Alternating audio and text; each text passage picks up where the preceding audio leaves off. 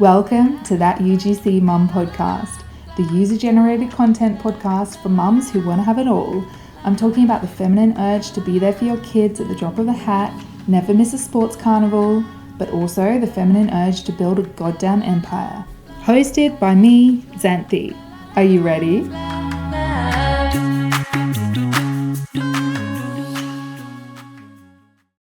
Why do I feel nervous like this is a job interview? Oh my gosh, don't. It's okay. You've got your coffee. Just imagine that we're just we're just having a We're in chat a with a cup cafe. of coffee. Yeah, we're just two girls riffing about UGC. God, I wish I was in Liz. Bali with you though. So do I. So welcome to the pod, Liz. Thank you. Um, So grateful to be here. So fun. Yeah, I'm so grateful to have you. This is going to be so fun. So Liz, I'd love you to introduce yourself to the ladies. Who are you and what you all about? Oh gosh. Why is that question always really hard in whatever scenario? It's like, who It's am a I? big Define question. me. So I'm Liz. I've been living here in Australia for like 11 years. I've been working in the beauty and marketing space for probably about 9 of those years. And I was working predominantly like behind the scenes of content creation and marketing and things like that. So that's when I kind of, found an interest in doing this myself. I thought, why are we as a brand like paying other people to make content when I know I can do it myself, right? So that's kind of my background in marketing. I'm obviously a mum. I've got a little boy who's 5. I'm a wife. I'm just an all-round legend, right? Yeah, I would say that's pretty on point. Yeah. And so Liz, that's such an interesting background as well. I would love to unpack that. So at the moment, are you kind of straddling a couple of things? You're not just UGC, you do a bunch of stuff.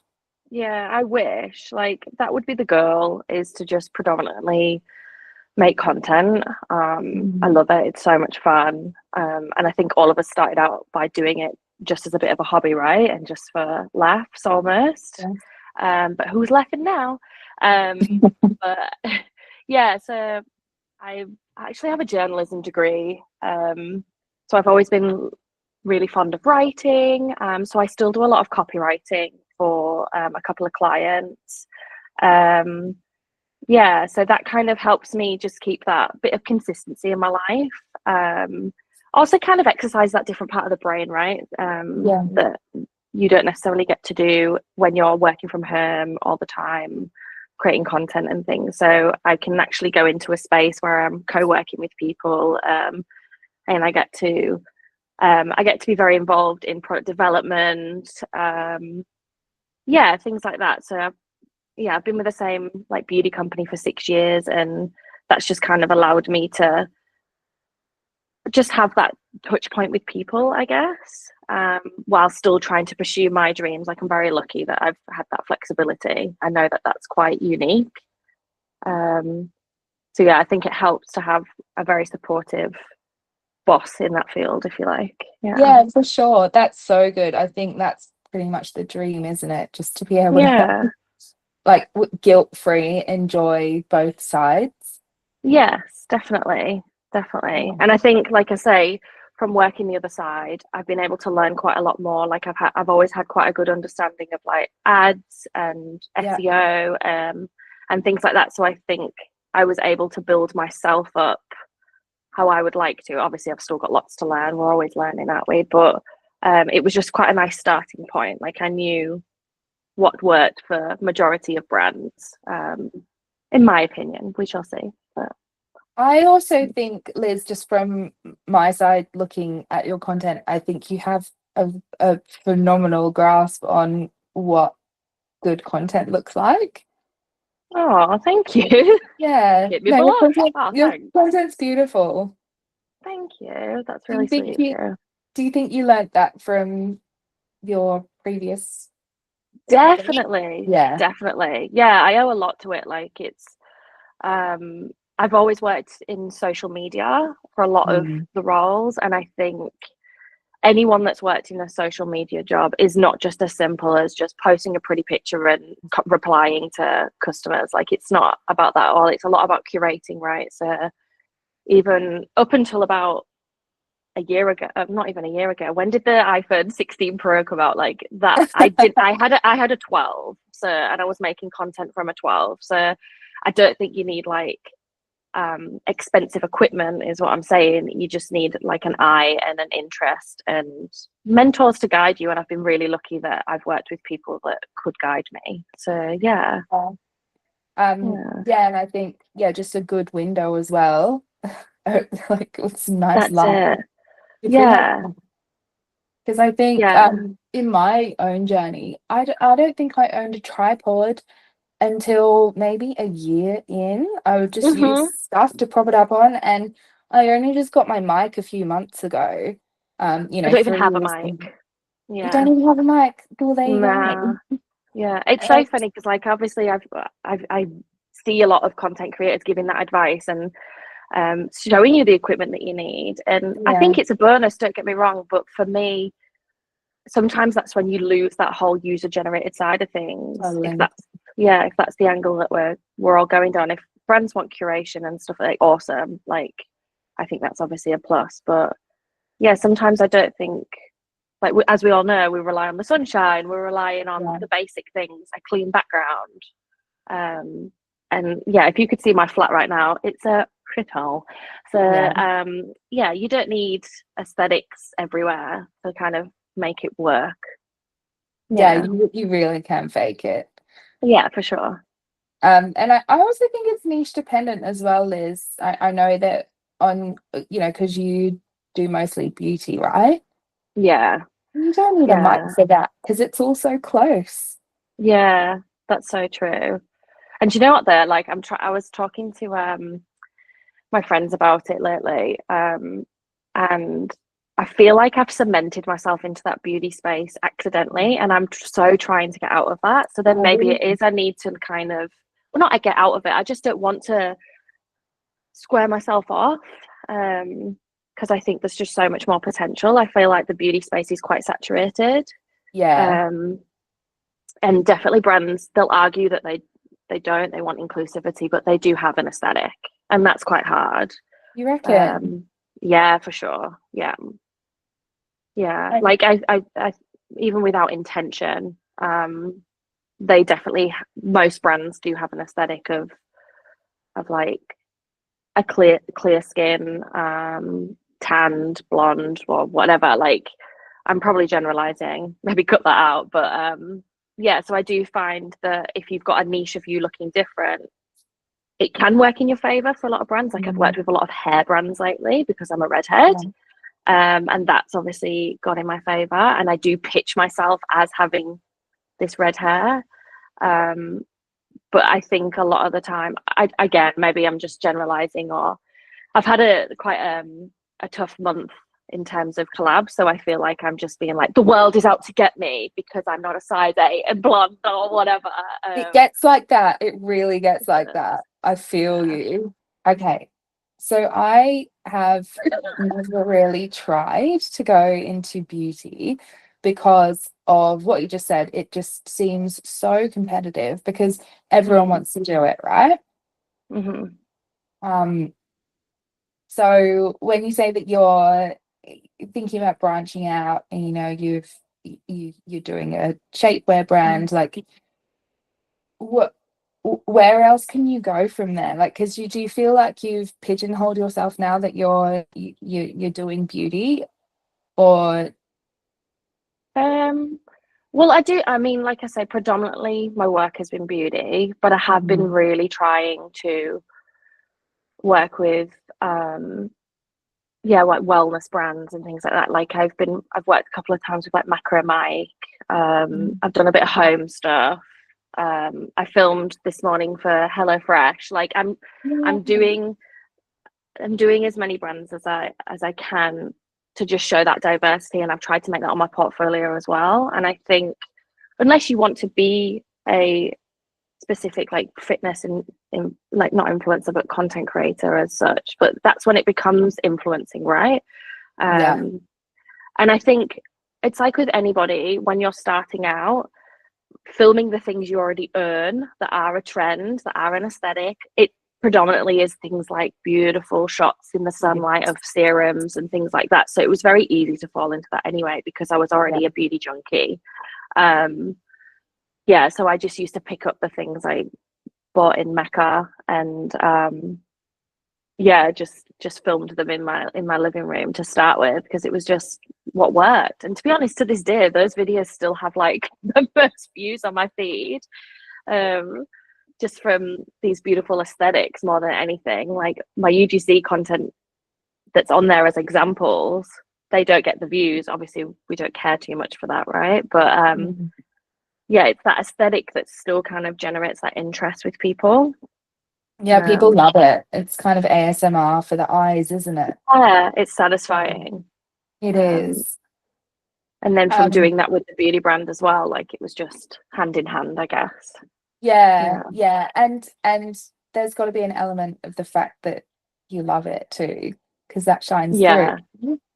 I do think so. I've gone through a lot of emotions when it comes to my skin. Well, self-confidence in general, right? But my skin's definitely been on a journey, so I do love sharing that now. Like I feel way more confident about it. It can be quite confronting, can't it, having a camera like right totally to your face, and then you think like you're thinking, oh, this looks good, and then you watch the footage and you're like, do I really look like that? It does things to you, doesn't it? I don't know about you as well. When you're filming content, are you still like critical of how you look? Like I can't just smash out a video. Like I envy people that show these day in their lives of being like, I filmed 4 videos this morning. I'm like, how? It would take me 4 hours to film one, because I'll just go, oh, I got a little bit of a mo there, or oh my god, my pimple's showing, or oh no, that, like, do you know what I mean? Like I'm my worst, which is silly because it's about everyday people, like real skin and all of this, but I'm just like I don't know how I'm going to do this shapewear one, because I'm just, like I say, my own worst critic. So the before, I'm just going to be like, hey, I'm the Grinch, and like I don't know. You're not the Grinch, my darling.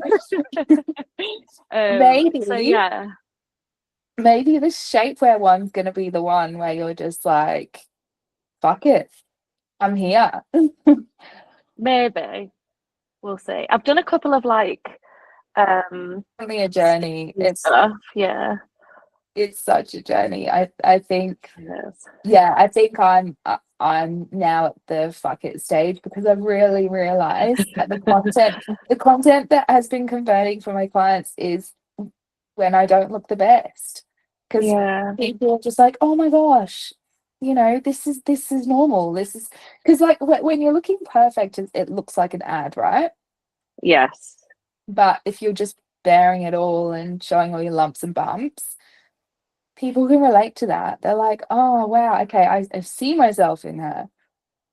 Yeah, hopefully I've not made it yet. I've not even received the product yet, so we'll see. The contract's been signed and that's it. And now you're like, shit, I've signed the contract, what have I done? I've committed to this. Exactly.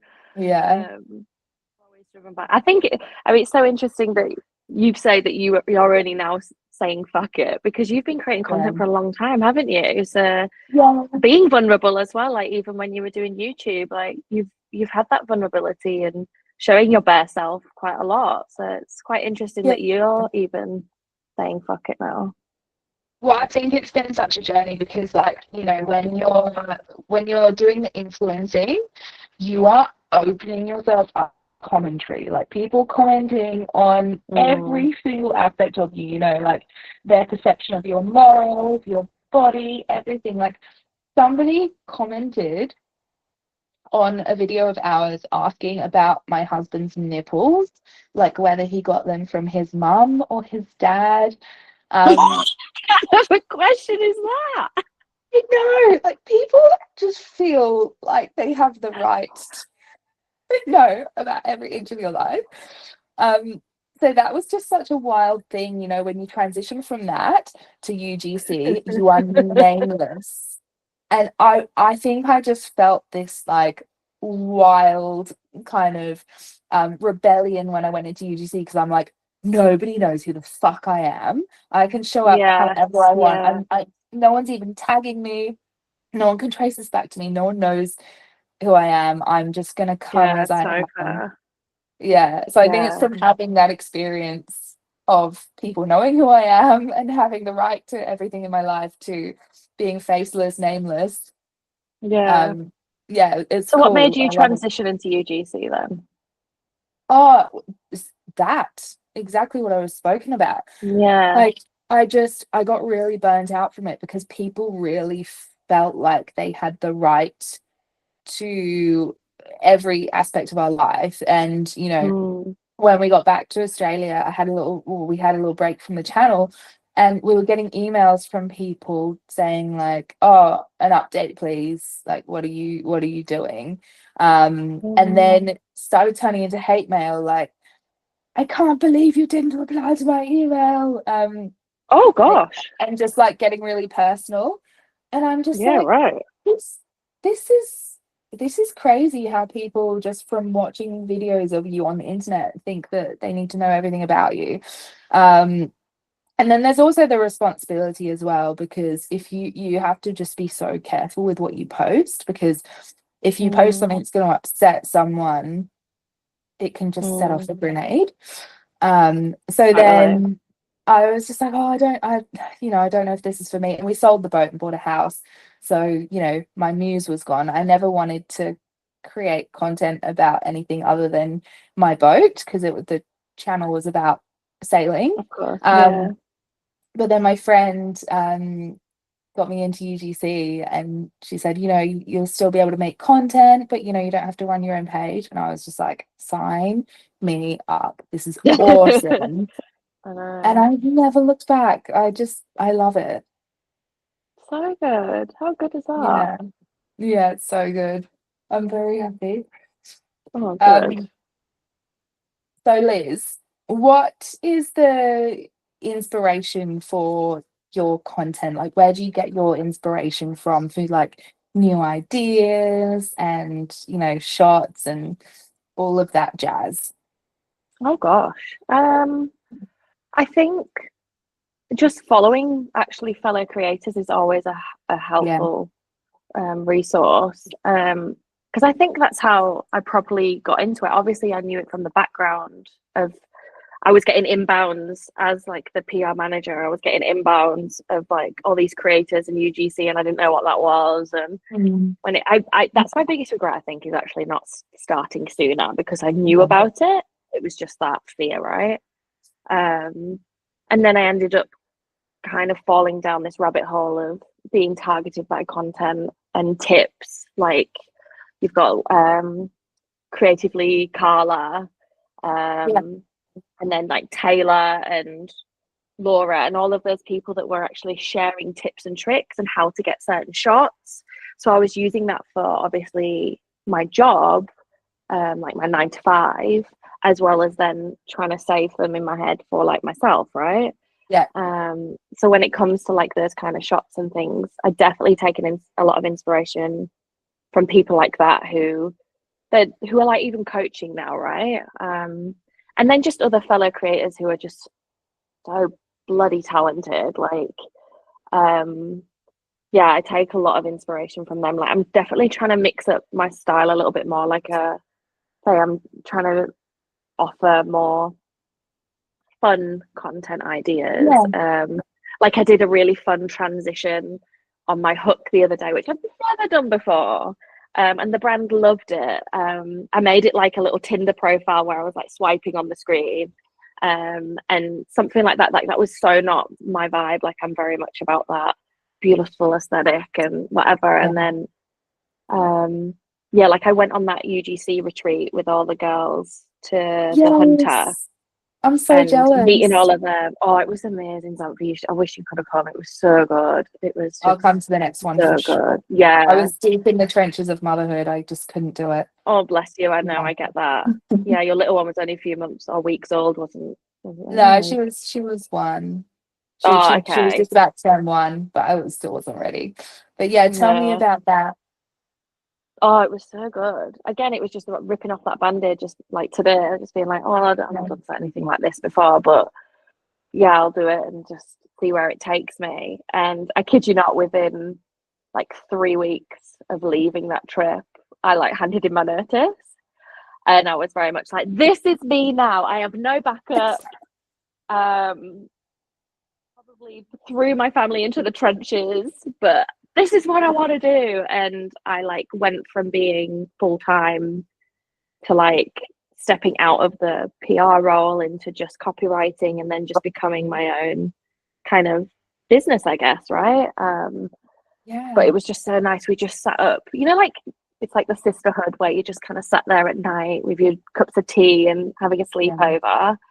There was a lot of that like kind of vibes where it was either by the pool or literally we all brought our mattresses into the living room and all slept in the same room like we were 15 at camp. And we just sat up and just shared like everything from our previous jobs and shitty boyfriends or whatever to motherhood, to like brand experiences. Like it was just the best. Like I came back so happy, like because we did all this breath work. It was truly a wellness retreat as well. Like we did all the wellness side of things, and yeah, the breath work was like incredible. I'd never done anything like that before. I know you had Leah on the pod, and I had quite a traumatic experience with that. And at the end of it, I was just like, "Can somebody hold me?" And Leah was like, "Come here!" And like she just held me in her arms whilst I sobbed. Bless her. So it was just like, yeah, it was because I was a bit nervous because I was the eldest there. Like I wasn't sure I was gonna fit in with these 20 somethings. But no, it was such a vibe. Like it was amazing. I've met the most incredible women. And we still talk now. Like we've still got a group chat where we just go, "Hey, has anyone worked with this brand?" And everyone is really transparent. Like we'll share contracts with each other, like how to negotiate. A lot of the girls are really transparent about their rates, which I think is super important too. Because then you've got this expectation, right? You don't want people that aren't valuing their worth. Like we all know how long these jobs take, but if one person starts lowballing on offers, then it's a domino effect, right? Like we've all got to stick up for each other. So it's like, oh, you're working for this brand too. Okay, well, I'm going to go back and say 500 if you do. Yep, I will too. And then you both get hired. Like it's been a really beautiful community, right? Like as you know, it's just the most supportive group of women like I've ever met.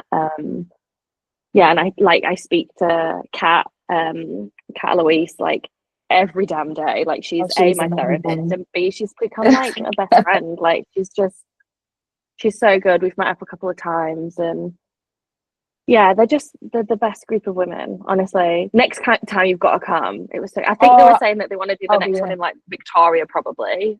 Bloody hell. Yeah, and I was just I'll do that. Do a mini one here then.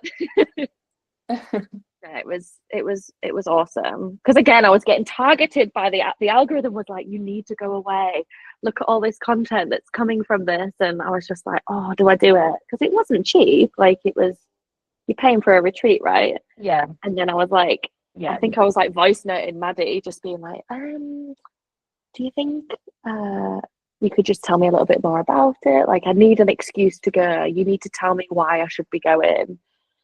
And she was just like, just a vacay away from being a mum. I was like, sold. She knows. That's it. She knows what you need.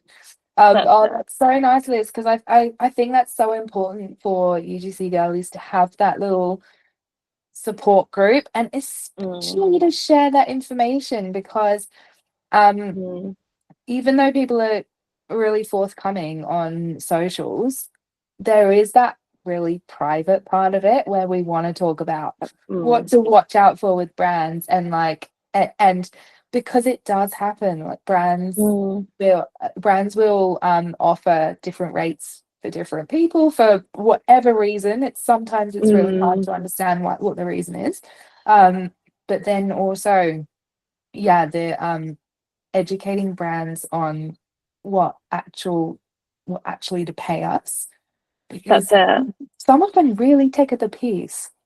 Yeah, because they can. That's why. They Like can, like yeah. I say, working on the other side of it, and I hate it so much, and that's why I'm glad I'm not doing that part of it anymore. And the negotiation and things, it felt icky, so icky. And you've got people that are above you that are calling the shots, that do handle that budget, and unfortunately, um, yeah, sometimes it's just not your say. And Yeah. obviously they want to save money. It's their business, which is so fair. Like, and when brands do say to you, which I hate, I would never say this, obviously, but they're basically speaking what I think a lot of people deep down know, is that some creators will do it for less.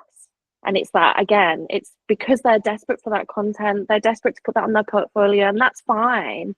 But obviously make it a value to yourself, because you're not doing yourself any justice by doing that either.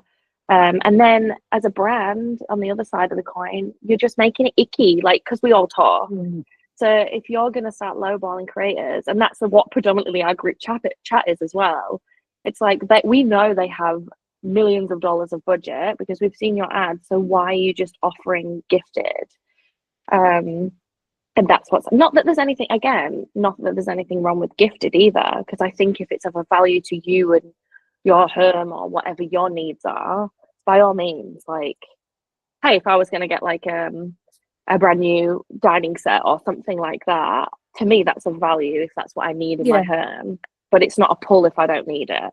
And at the end of the day, like, we all got to pay bills. So yeah, I think it's a yeah, perception shift as well, isn't it? Because like, you wouldn't dream if a plumber came around to your house, you wouldn't dream of saying, "Oh, well, you do it for gifted because my house is really nice." Like, you should be so privileged to be in here.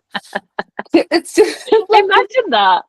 Oh god. but it's the same thing, right? It's just because we've grown up like you've always got a plumber, like it's always been a job. But because content creation is quite a new thing, I think people just for some reason think that it's just like a Mickey Mouse thing, like it's just for Totally. fun, it's just, beauty products, like la la la la la. That's it. And like, do you know what the worst thing is? I probably regret saying this, but you can keep it in. Oh, Gypsy, tell me. I've been ghosted probably like 5 times by the same very infamous furniture company who works with a lot of creators. Yes. And I had it like locked in. It was the negotiation, and it was like, this is what we can give you, because I reached out to them, it wasn't outbound, and I reached out to them and said, I've just moved house, I need new furniture for my son's bedroom, I can create you this is my portfolio, blah blah blah blah. And they were like, yep, great, we love it, do you want stuff for your bedroom too? And I was like, yes, of course I do. I didn't, because I already owned their bed, I already owned everything that they were offering, but I was like, no, I'll take it, like, woohoo, because then I'll sell it on Marketplace, whatever. And it was all ready to go. And I was like, here's my contract, let's get the ball rolling. Bearing in mind, I was happy to do it. I think originally it was going to be gifted for just one room. And then, anyway, we negotiated something in the end. Still lower than what I would charge. But I was like, again, I needed the bed. Like, I needed that. Yeah, and it's good stuff. Exactly. And I heard nothing. And then I was like, okay, hello, just following up. Nothing. Okay. And then everyone, I was like on the group chat just being like, so how many days do we wait until we follow up? And I'd like followed up every 3 to 5 days, like twice.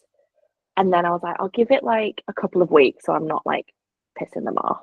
And I was like, hi, just following up. And then I got a reply being like, oh, we now use that gifted platform. So if you want to work with us, you have to be on gifted. And I wrote this reply just being like, hang on a minute. Like, we had this agreed. I said, I'm happy to just go back to the one room if you want. But I don't qualify for gifted, because it's like, what do you need? Like 3,000 Instagram and 10,000 TikTok. I'm like, please, I don't have that. And nor is that a good regulation of good content either. No, not at all. Despise these platforms that just take advantage of creating, because like they then own that content as well. The platform does. So yeah, I was very much like sobbing, actually, if I'm honest, because it was like that brands that A, everyone has on their portfolio, and B, they just kind of pied me off, and I'm like, what did I do wrong? Like, and you just overthink it, right? And then it goes back to, and I still to this day, that was like, well, we just moved here, so about a year ago. And I still to this day like think about it, and every ad that comes up of them or my fellow friends that are obviously working with them, I'm like, hide, swipe, get it off my feed. Like, I'm so triggered. And so like, and then like 6 months later I was like, hi, how are you? I gave them like a really good idea. It was like a really fun creative idea, and then I got pied again. And then my friends were just like, oh, just maybe go directly back to the partnerships email and not her directly, and see if that gets it. Nothing. Like, so I was just like, I can't do it anymore, otherwise they're just going to blacklist me, aren't they? So that's I was so like, crazy, like, because so many of the UGC girlies have that brand on their portfolio. So I don't understand. So what was the experience for them? Have you spoken to them about it? Yeah, positive. Every single one I've spoken to though has been working more directly with another name, another contact. So perhaps that went in their favor. But yeah, it was. Yeah, it's like you say, it's triggering, right? And then you spiral. And I've had a really bad like you did that thing in your on your carousel about like crying in the pantry and stuff. I have cried so much in the last month about things, because I've been ghosted so many times, like in the last, I'd say like 3 weeks as well. Like, you get even a contract sent to them, nothing. And it's like, what is this? Like, is there something in the water? Like, is it me? And then you just rethink all of your life choices. And then I'm like, right, I'm back on Seek. I'm going on LinkedIn. I'm finding a 9 to 5. I can't deal with this. Like, it's just so hard. And then you got to remember why you're doing it. And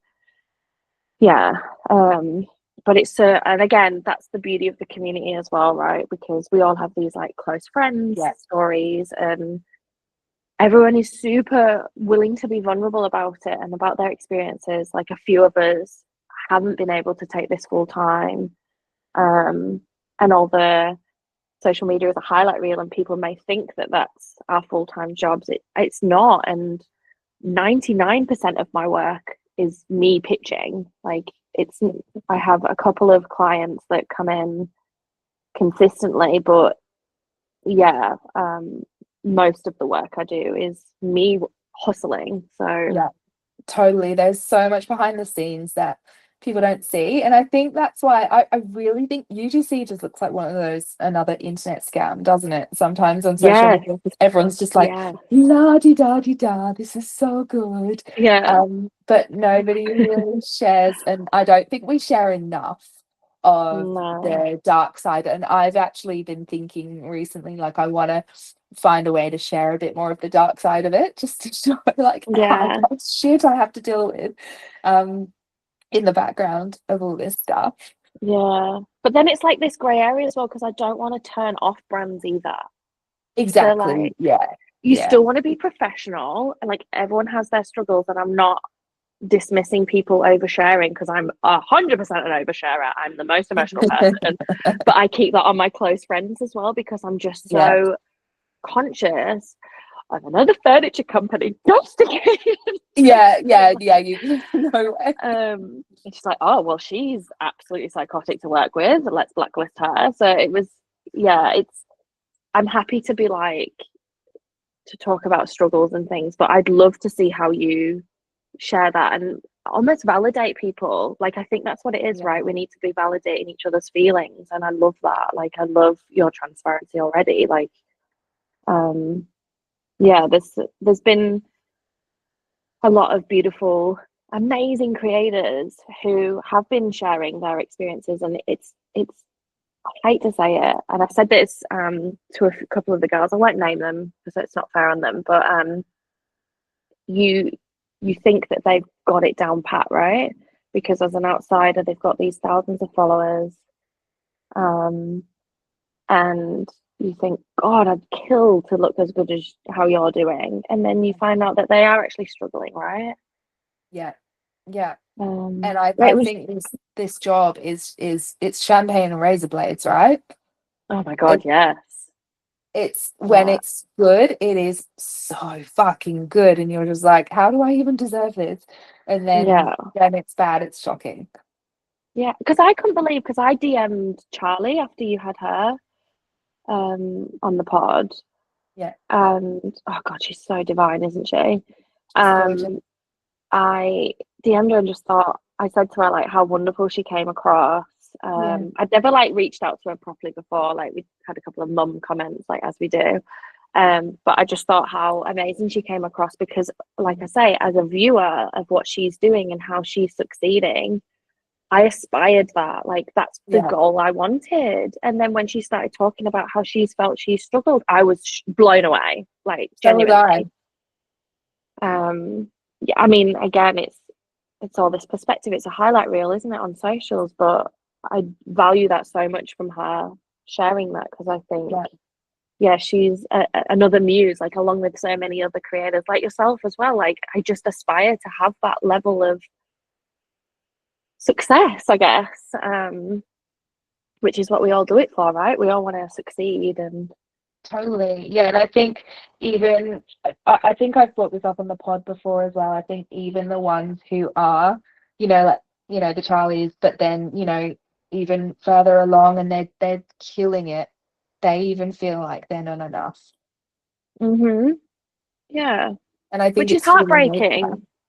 It It's is. human nature just to Like want us as to. women, yeah. I think society tells us that we're not enough regardless what we do. Like, you're a mum. Oh, you're staying at home with your kid. Well, that's lazy. Like, go out and get a job like a real person. Okay, we'll go out and get a 9 to 5. Well, then what are you doing with your child? You're putting them in daycare. Oh, well, that's not very kind for their childhood. Like, can't win. Like, what do you want me to do? You cannot impress everyone, so you may as well just impress yourself. Trying. Yeah, I mean, but trying. Yeah. It's tricky. And as well, again, being like a business owner, and which is kind of a weird thing to say out loud. Like I am like have an ABN, therefore a business owner. But it's tricky trying to remind yourself why you're doing it as well.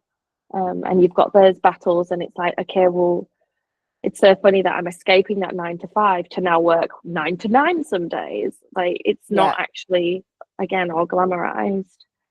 So it's just, it's finding that routine with you, your family, and it's so, like, I was thinking about it the other day, from listening to your episodes, that I found a lot of your guests have spoken about choosing UGC as a path to spend more time with their children and their family.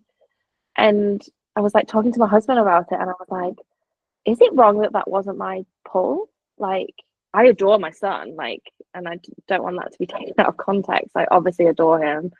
But I was already very lucky to be in a flexible job where I was working predominantly from home. I moved 200 kilometers away for like a year as well. So I was still working for them remotely for quite a while. And yeah, I've always had that flexibility. I've been really, really lucky in that. And I can definitely see that. But for me, it was because I just couldn't, I'm not a very good like manager. I'm not a very good like team leader, I guess. And for me, something like UGC was A, challenging something that I love doing, but B, I'm not anybody else's boss. And the only way you can succeed in the corporate world is to actually be someone's boss. Which I suck at. I just want to be everyone's friend. I can't tell you if you're doing wrong. I think what you're doing is great. You go, sweetie, like snaps to you. I would have my superiors being like, you need to manage her and tell her how she's going and whatever. And I'm like, I don't want to, because I want to go for a drink with her on Friday. So I'm not going to do that. So yeah, I think You do the UGC best for me. jobs. No, well, no, that's the thing. A company can't grow if I'm not guiding a team, can I? Yeah. It's tricky because like I used to do retail as well, and like I was working at David Jones actually as like their beauty manager. Gosh, it was years ago now, and I just became everyone's bestie. And like they came to my wedding, we would go on nights out and stuff. And then the store manager would be like, "So have you achieved your KPIs?" I'm like, "Sorry, what are those?" Like, I don't know. Like, we're just having a good time here and selling some makeup. Like, yeah. That's so nice. I really think that like you were just saying, it's so important to remember why you're doing it. It's so important to, it doesn't matter what your why is, you know, like a lot of people do UGC so that they can be more connected with their kids or whatever. But at the end of the day, if you know what makes you tick, and you know why you're doing this, then that's what's going to get you through like the time, you know, the razor blades, the times when it's exactly. I doing this again. Yeah. Liz, so you said before that you know you're like 99% of my job is trying to get jobs, you know, pitching to clients and stuff. What's your main avenue of getting jobs for UGC? Like where do you get most of your favorite UGC jobs from? I only email. Like I only email them. Is that what you mean? Yeah. Is there ways else I could do it?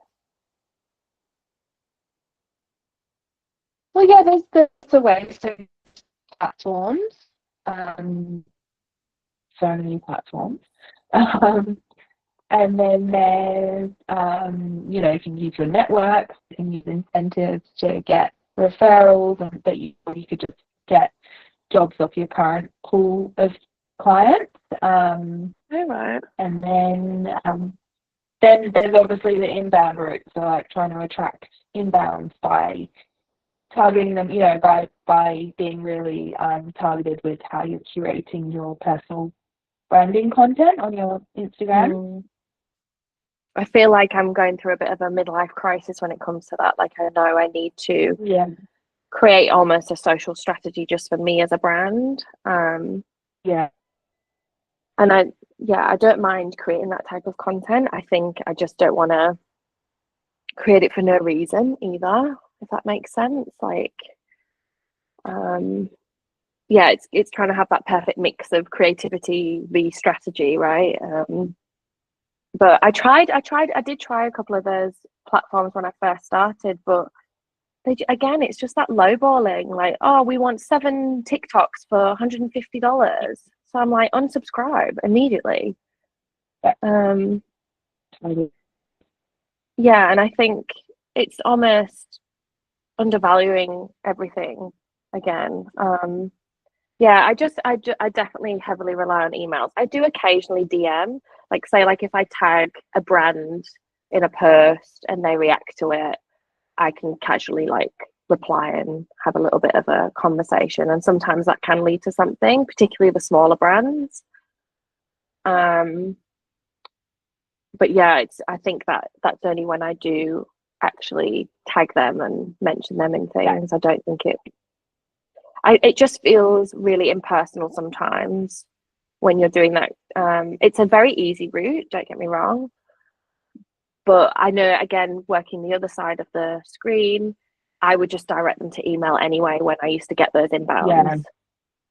I think that's the go. Like I think what a lot of creators don't realize, you know, when they're using that as a strategy to DM brands, they don't realize that most of the time it's a waste of time, because if they're DMing brands that are, you know, medium or big, it's not the right person that they're DMing. They're just going to be like, okay, here's the email, if you're lucky.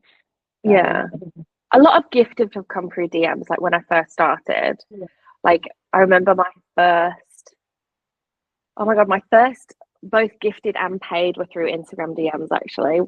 My first paid was Growth Bomb, which I think 90% of us have worked with anyway.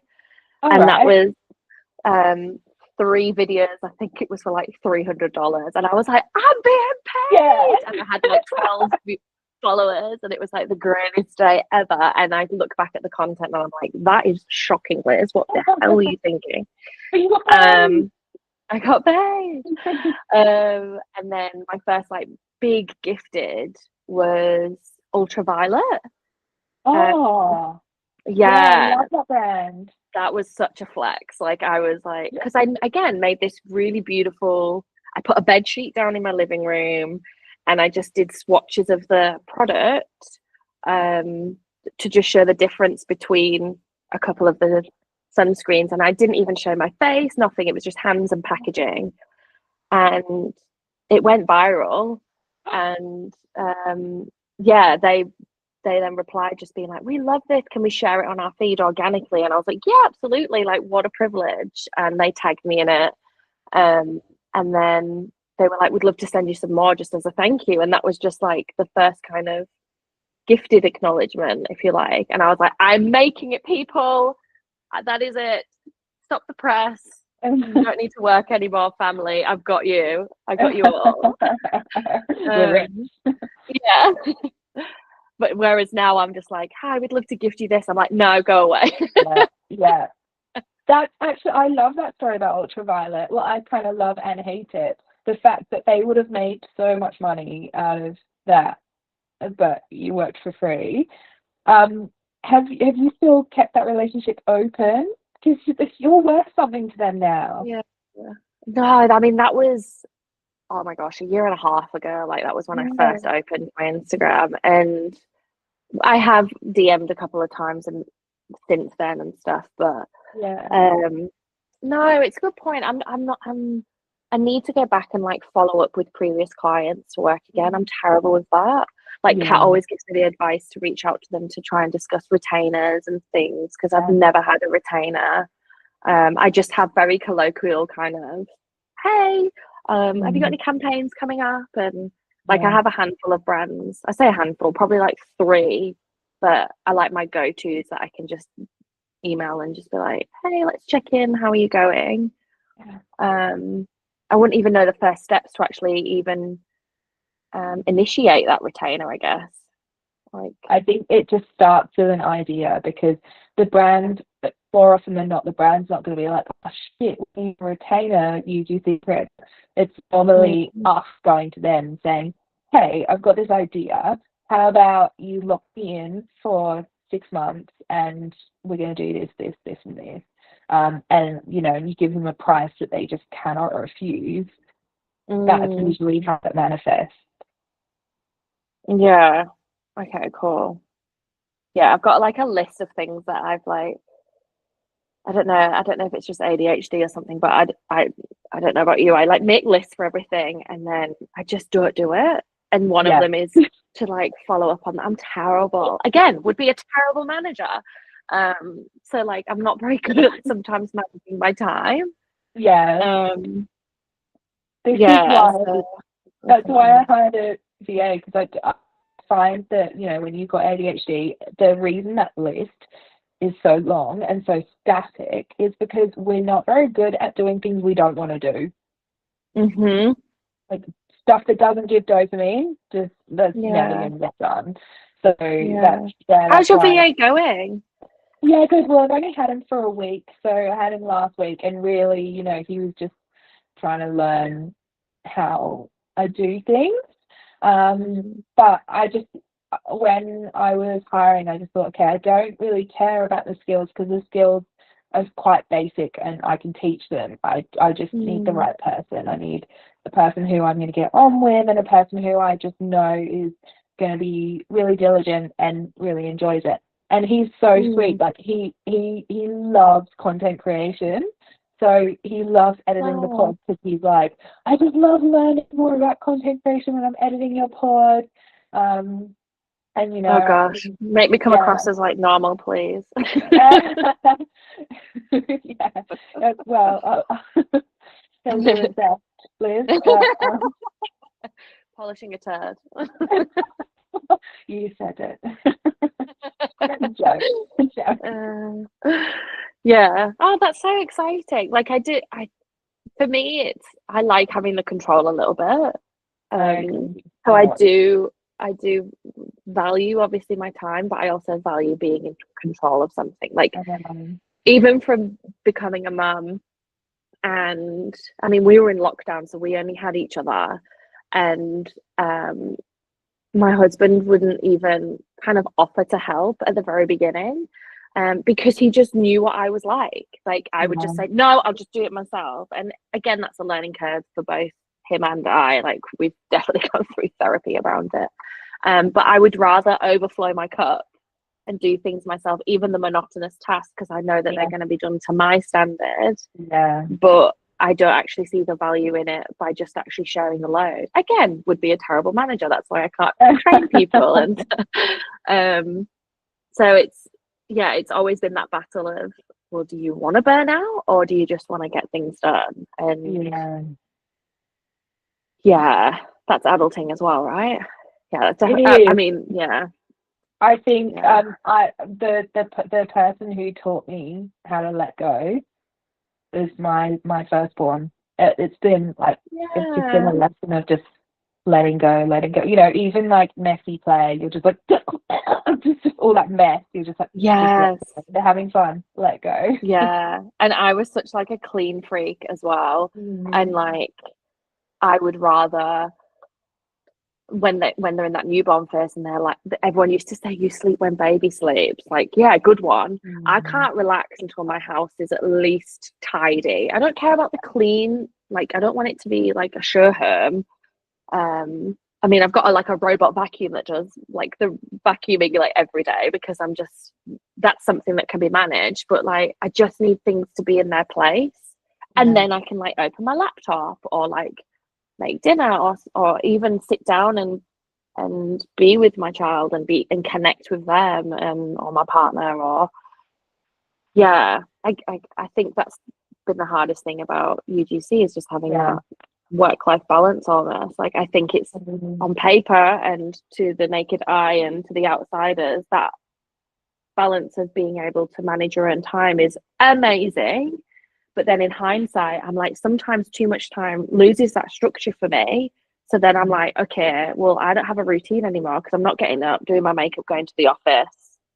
Yeah. It's like, it's that battle, and it's like the lesser of two evils almost. I don't know. Like I've come to learn that, Liz, that having structures and routines actually builds more freedom for you, because 100%. That pocket of time that you're sitting down to do your work, like that's what it's for. And you get it done. Yeah, you're so right. Like it's I started a new fitness plan like 2 weeks ago because I was like, I need to do something for myself now, like, and I'm like verging on 36, like I need to be at my fittest to run around with my kid, like so I was like, right, I got to focus on myself. So I've started, like, I got up at 5 a.m. for the first time last week to do a workout before he got up so that I could then spend time with him for breakfast. And like, you never regret a workout, right? So it's having that, like you say, that structure so that then I can focus on the good things, because I'm not then in my mind going, I should probably go to Pilates at like 6 p.m. I won't go because he's just got home from school. Like, again, I'm my own worst critic. Like I'm what holds me back for so many things. I definitely need to manage that better. Something we all battle with. And I think I said it on the pod that, you know, I've heard so many times about people saying, oh, you know, you need to get out the way of yourself. And I never really understood what I mean. I'm like, how do you get out the way of yourself? Like what? And I've recently come to realize what that means, and it's really just your brain. It's like just you've got to quiet those thoughts of just you know, those sabotaging thoughts. Like I can't do this. And just bloody do it. Yeah, it's like anything, isn't it? Like Gosh, we got deep there for a second. We did, didn't we? Liz, I wanted to ask you, so if your bestie was going to start UGC, you're like, cool, I'm going to handhold you and I'm going to make you a UGC queen. Where would you start? What would you tell her to do first? Just pick up your phone. I know that's it. I think everyone says it right. Like, approach it as an experiment to start with. Just have some fun and just do it. I think maybe even Chelsea said it last week, but even just finding joy in it and experimenting in it first. If you're not going to enjoy it, you're not going to succeed in it. And it's as simple as that. When no one has to love their job. Like, I had this conversation actually with my husband. I'm spitballing now, but like going off a tangent. I mean, he's not enjoying his job at the moment. He's a teacher. And I was like, you don't have to love your job every day to tolerate it. Sometimes if you just want to be doing a 9 to 5 or whatever and it pays the bills and stuff, it's finding that joy outside of it that's going to make life worthwhile. And so when it comes to content creation, because it's not that 9 to 5 and because you're having to work in your own time, whether it's juggling another job or doing it as your only sole hobby, income, experiment, whatever it may be, if you're not enjoying it and not trying and experimenting, it's never going to work. Like, you have to be able to, just approach it as a bit of creativity for yourself and a bit of fun first. And at the end of the day, like, everyone says, like, I even said that I feel like beauty accidentally became a bit of a niche for me. Your vibe is your niche, right? Like, it's your style, like how you want to pursue and perceive yourself and make it work is how your vibe is.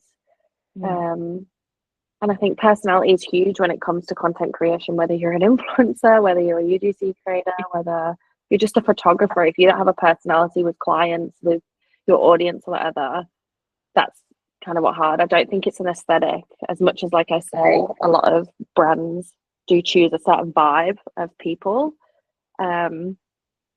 It's definitely personality that makes you stand out for a lot of companies. I think that's such good advice because at the end of the day, I think a lot of people think, oh, I'm not interesting enough, I'm really basic, I'm too old.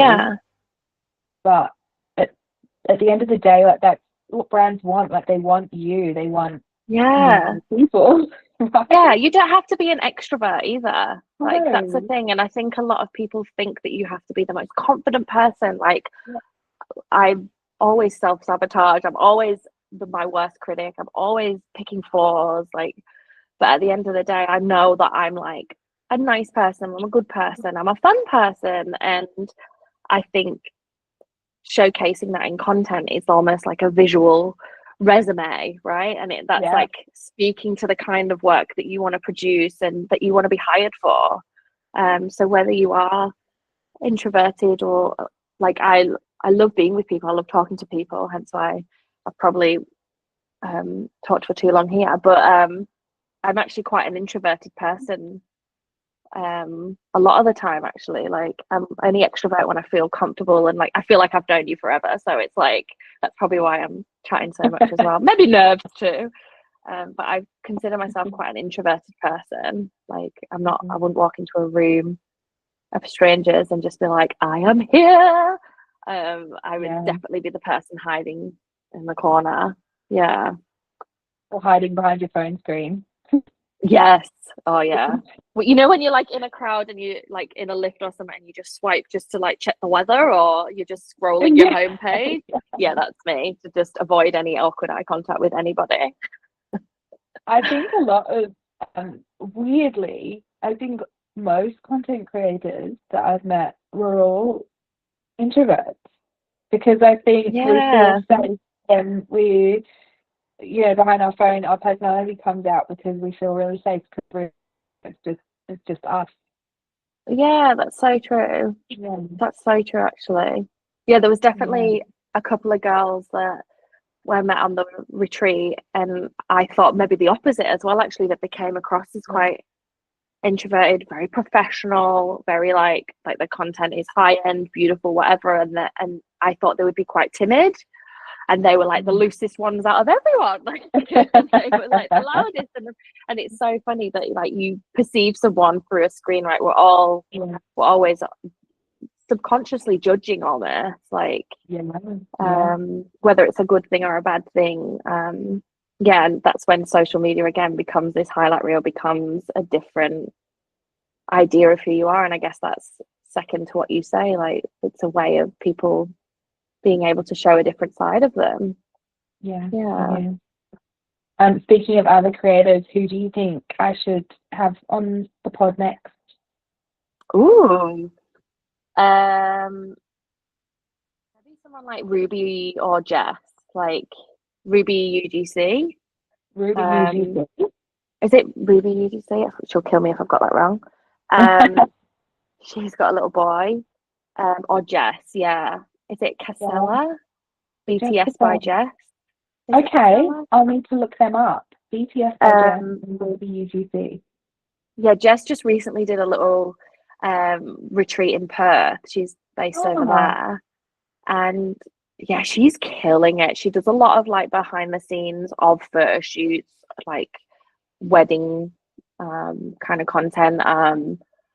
Yeah, she's really, really hustling. She's working really hard. And she's building herself, like she's got a couple of pages and one of them feels very kind of influencer, very stylized, and so she's got that side of her, but she's also quite vulnerable as well.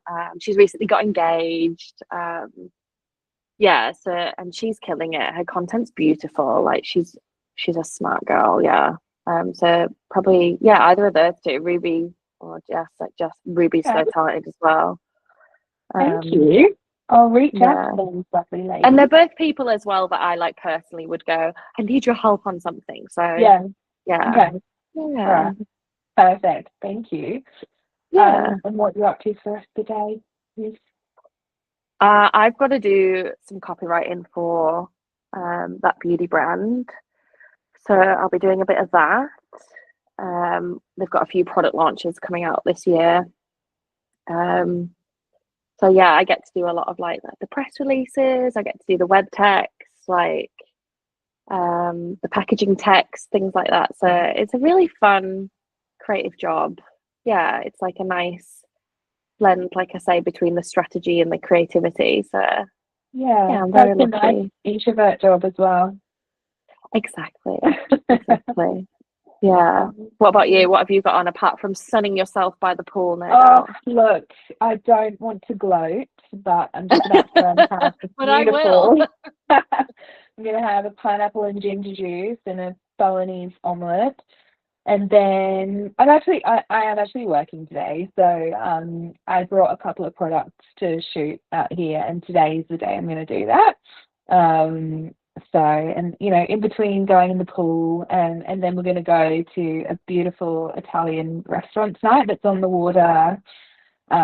It's just stunning. I love it here. We're in New Zealand,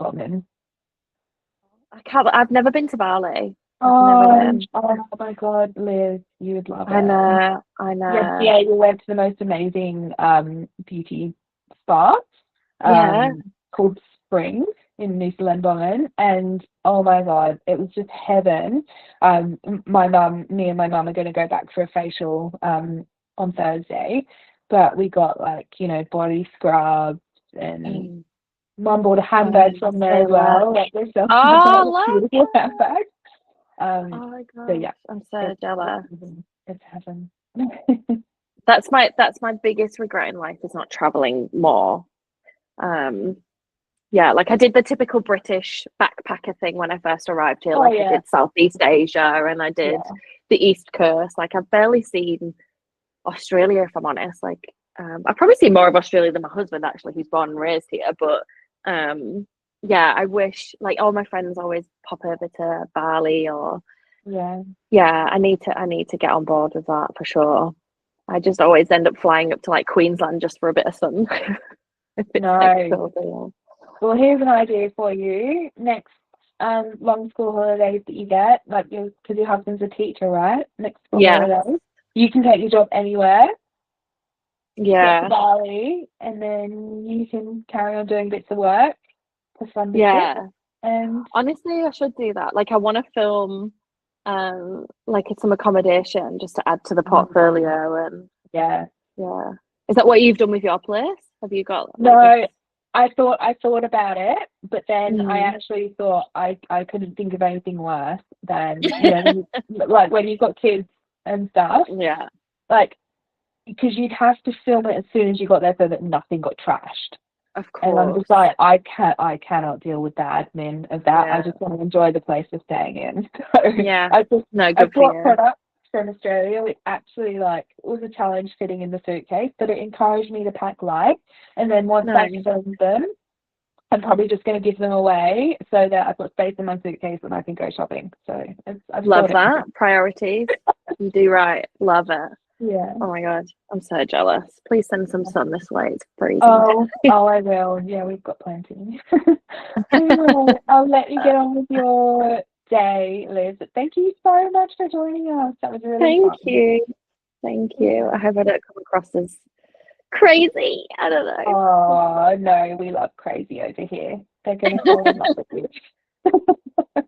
It was such a pleasure to be in your ear holes this week, Dream Girl. Thank you so much for tuning in. Just letting you know, this is an indie podcast that I do out of the goodness of my own heart and for the pure joy of talking about everything UGC. No marketing budget, no sponsors, no team, just little old me. So if you are loving this podcast and you want me to keep going with it and make it better and better every week, either share this pod with one of your UGC besties, leave a review, or subscribe, and I will be so grateful. Thank you so much, and I'll see you next week with another pod.